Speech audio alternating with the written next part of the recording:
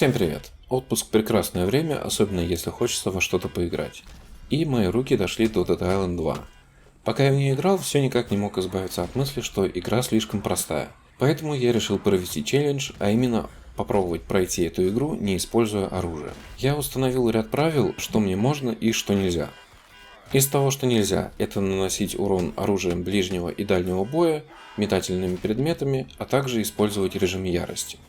Хоть он и технически является рукопашным боем, но режим ярости слишком бовый, поэтому вычеркиваем.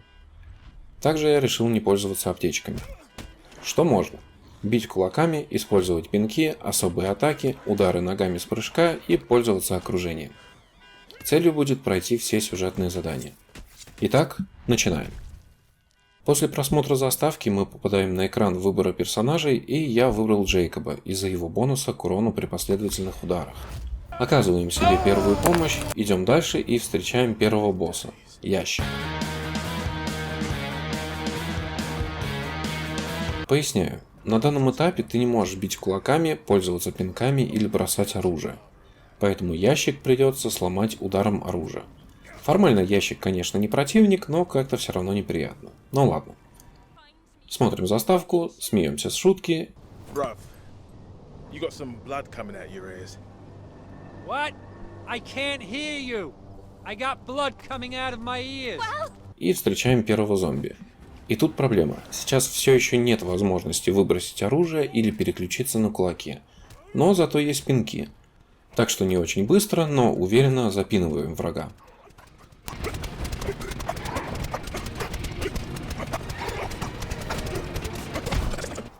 Но к нашему несчастью появляется еще больше зомби, а мы все еще не можем бить кулаками. Так что косплеем мистера запотевшее забрало.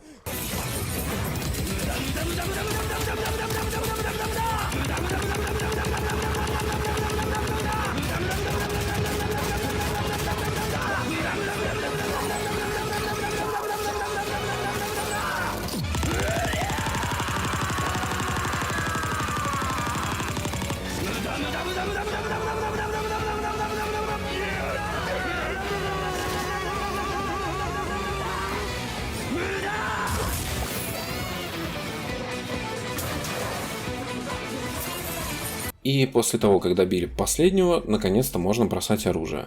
Выбрасываем его и радуемся кулакам.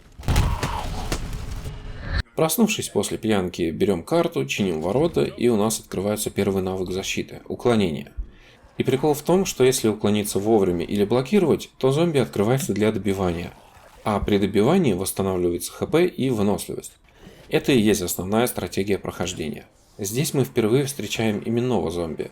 С ним проблем не было, я просто повалил его пинками на пол и забил кулаками. Я постараюсь не описывать каждое задание, а буду говорить только о ключевых моментах, ибо с простыми зомбаками можно довольно легко справиться. Во время защиты особняка дают возможность сделать дропкик, и это хорошо. Учимся модифицировать оружие у Сэма и выкидываем его при первой возможности.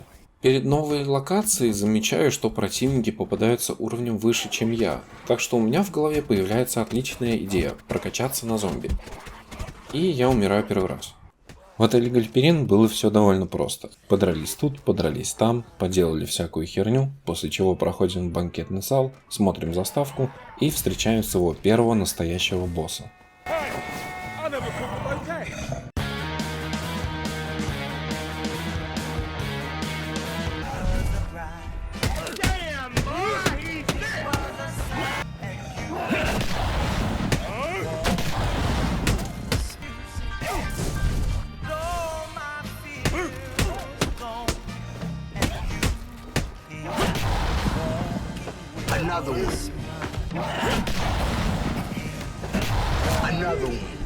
Честно говоря, это было трудновато, но не настолько, чтобы забиться в угол и начать рыдать. Плюс мы получаем особую атаку – дрожь земли. Так что валим из отеля. По пути я встретил здоровяка 8 уровня, и я было подумал, что гений, раз нашел рядом генератор, который дает ток в воду. Но здоровяк уложил меня с 2 плюх, и мой гений на этом закончился. После чего я решил пойти дальше по сюжету, убежав от него как маленькая сучка. Перейдя в другую локацию, у меня открылось доп. Задание, после прохождения которого я получил левел ап, открыл удар в воздухе и карточку выживальщика на его усиление. Так что ставлю ее и возвращаюсь на сюжетную дорогу. Поболтал с этой, поболтал с той, и теперь понятно, что отправляемся за Майклом. Здоровяки уже не являются большой проблемой, удар в прыжке работает хорошо, как говорится, Beverly Hills, here I come. Встречаю мужика в трусах, умираю, со второго раза запираю все и иду дальше по его наводке к его дочери. Спасаю дочь и по ее наводке отправляемся в студию Монарх. Но перед этим я решил пройти доп. Задание, чтобы получить опыт. Спасибо, аккумулятор. Раз запись, два запись, три запись, минус громила и плюс опыт. Возвращаюсь к сюжету.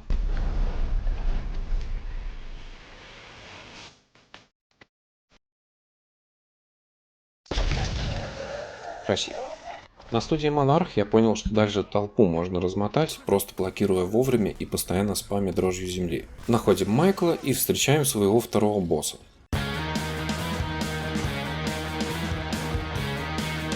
Это было даже проще первого босса, достаточно было пару раз ударить по земле и добивать его кулаками, пока он упал на колени. Короче, идем дальше по сюжету. Отжимаю ключ у здоровяка, делаю себе пометку «Никакого больше паркура».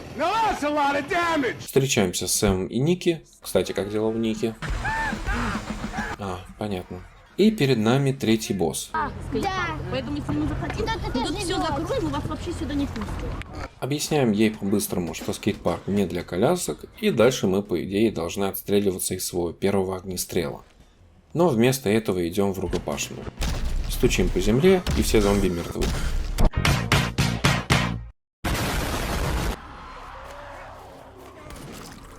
Прощай, Майкл.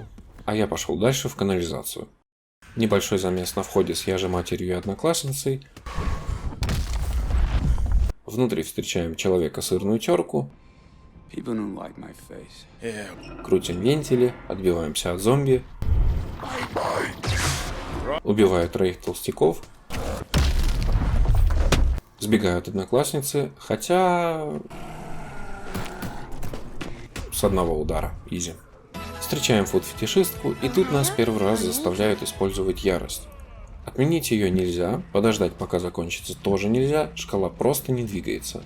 Единственный способ это перебить всех зомби. Неприятно, но ладно.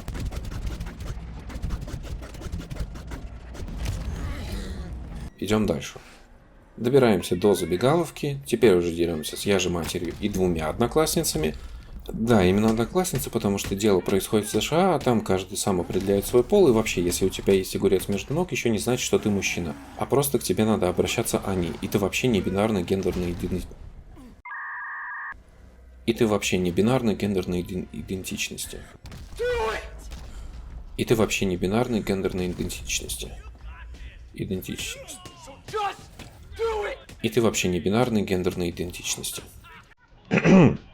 Мне кажется, или феминистка почуяла запах цисгендерного белого мужчины?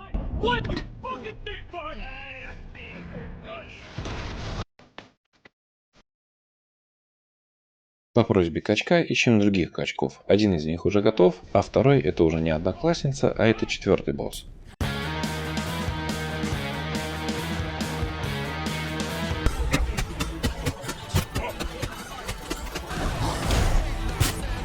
Проблем с ним на удивление не было, видимо мои удары стали настолько сильными, что они могут запускать зомби в космос.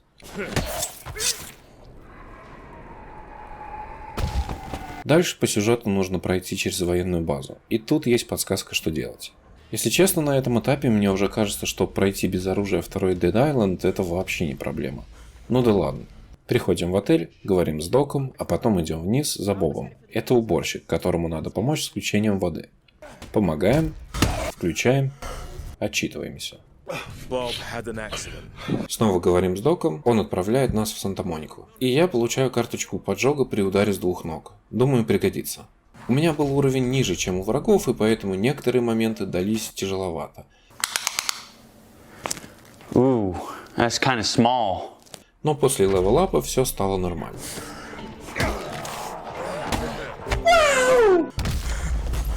Встречаем зомби-педофила, как его сам Джейкоб назвал. И это наш следующий пятый босс.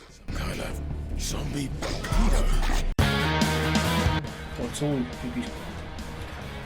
Поцелуй. Этот уебок все время бегал и пытался полечиться, но его все равно удалось пройти с первой попытки.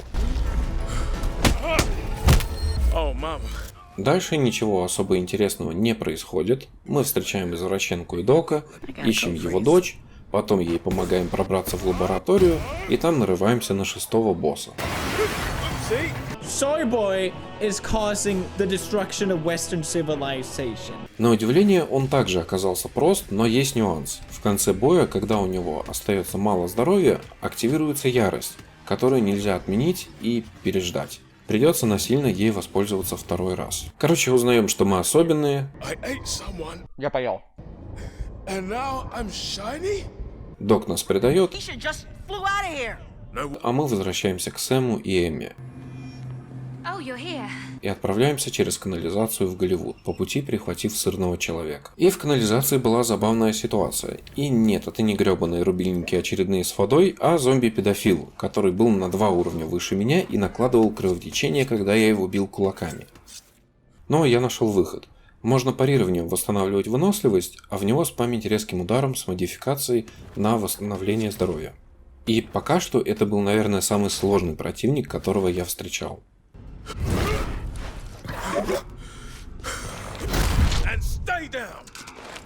Дальше нам нужно запустить поезд, так что дергаем рубильник и нужно отбиваться. Но только загвоздка в том, что я ниже противников на 2 уровня. Хотя, что может пойти не так?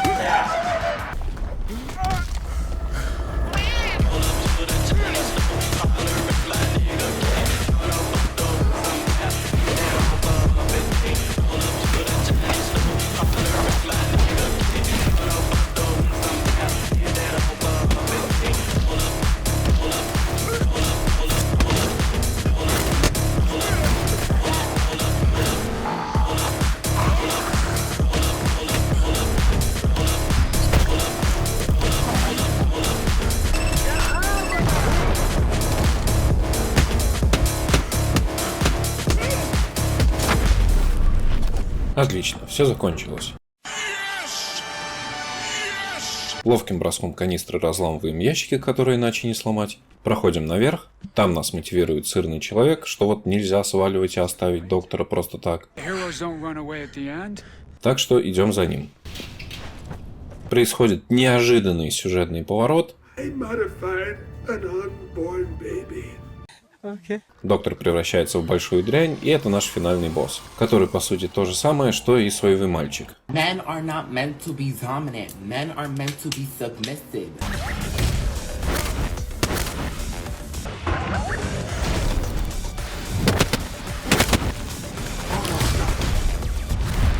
После того, как его прикончили ударом ладони, остается только сбежать на вертолете, но, конечно же, ГГ передумывает, потому что надо еще DLC продать. Так что отправляем в полет всю компашку и смотрим на нашего героя первый раз от третьего лица.